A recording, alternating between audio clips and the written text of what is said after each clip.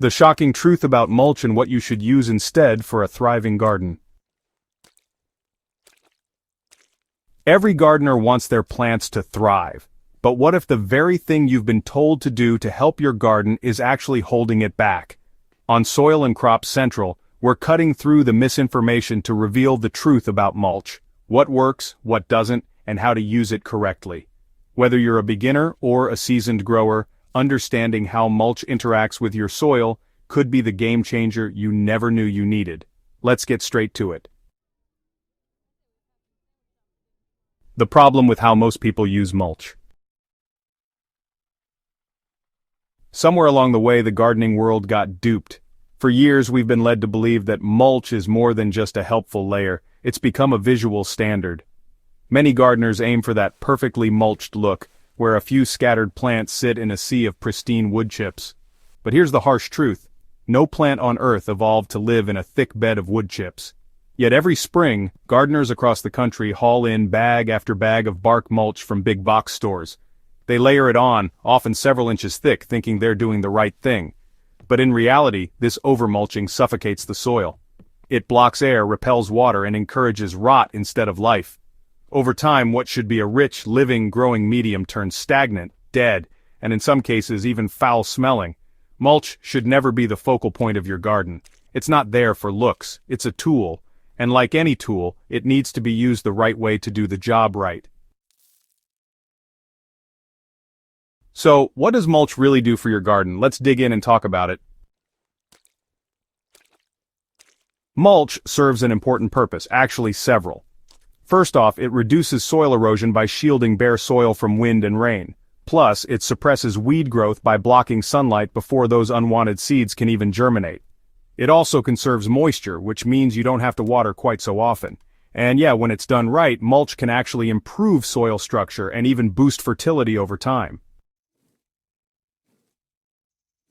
But here's the catch. Why plants are the best mulch of all.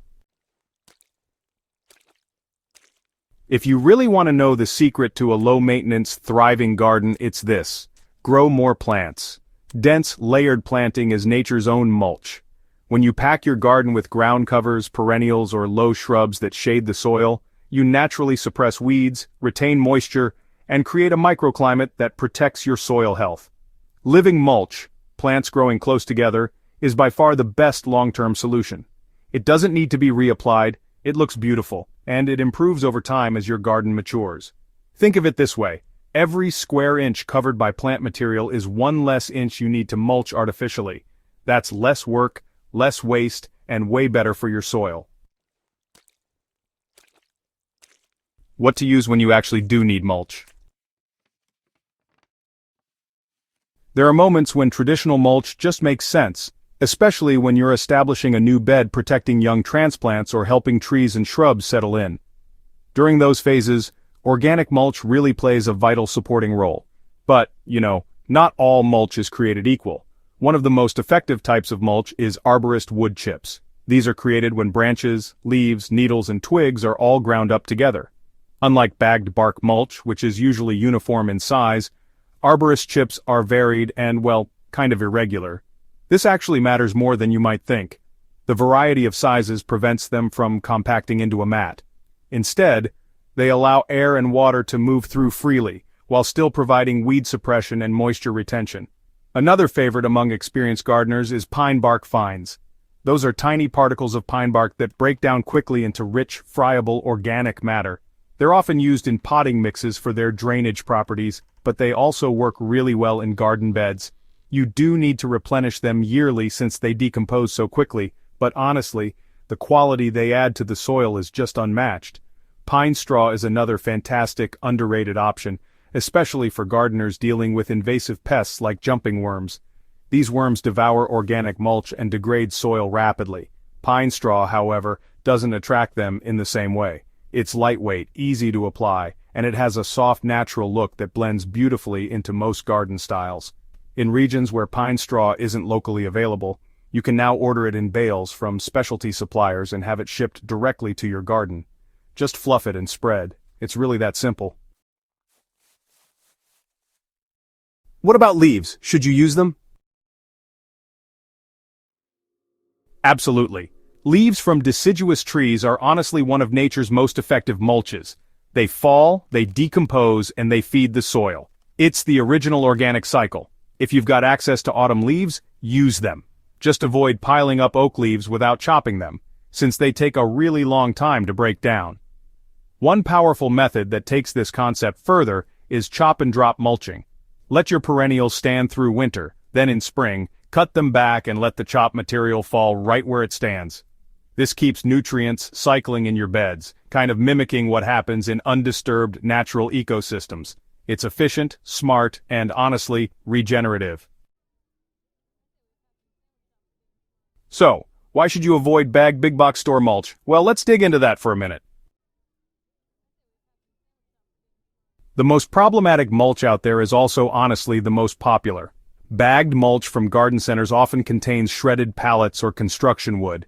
It's really uniform in size, which means it mats down and creates an impenetrable crust. Water runs off instead of soaking in, and air just gets locked out. Over time, this leads to anaerobic conditions, no oxygen, no life. Your soil begins to die beneath it, and well, your plants suffer. Even worse, a lot of gardeners layer this type of mulch year after year without checking if it's actually necessary. Here's a rule I always follow: never apply mulch just because you did it last year. Before you even think about grabbing the wheelbarrow, take a moment to assess your soil. Weed your beds, fluff up last year's mulch, and, only add more if it's truly needed. 2 inches is plenty, really. If you go overboard, you're just asking for trouble. Now, just a quick word on jumping worms and mulch safety. Jumping worms are honestly becoming a major issue in a lot of gardens. They thrive in leaf litter and wood mulch, digesting it so quickly that, well, the soil structure just collapses. If you find your area is affected, it's best to switch to pine straw or stick with chop and drop mulching. These materials are, less appealing to the worms and can help manage their spread. Unfortunately, there's no known way to get rid of jumping worms once they've shown up, but making thoughtful mulching choices can really help reduce their impact.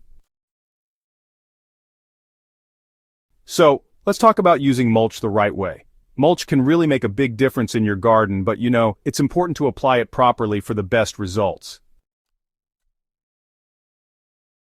Timing and placement are everything. The best time to mulch is after your plants are in the ground and growing.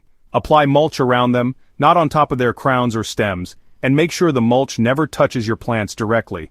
It should surround them, not smother them. Use mulch to protect and support your soil while plants get established. Then, let the plants take over. As your garden matures, you'll notice something remarkable. You need less mulch each year. The plants begin to do the job themselves, and the artificial mulch layer becomes obsolete. Final thoughts. Mulch isn't the enemy, it's the misuse of mulch that causes problems. If you remember just one thing from this guide, let it be this: plants are the mulch. Use mulch as a tool to help your garden thrive, not as a cosmetic blanket. When you apply it with purpose and care, you'll see better soil, healthier plants, and a more beautiful, sustainable garden. If you found this video helpful, don't forget to subscribe to Soil and Crop Central for more no-nonsense, research-backed gardening tips. Share this with a fellow gardener who might be stuck in the mulch trap, and help us all grow smarter, greener, and stronger, one plant at a time.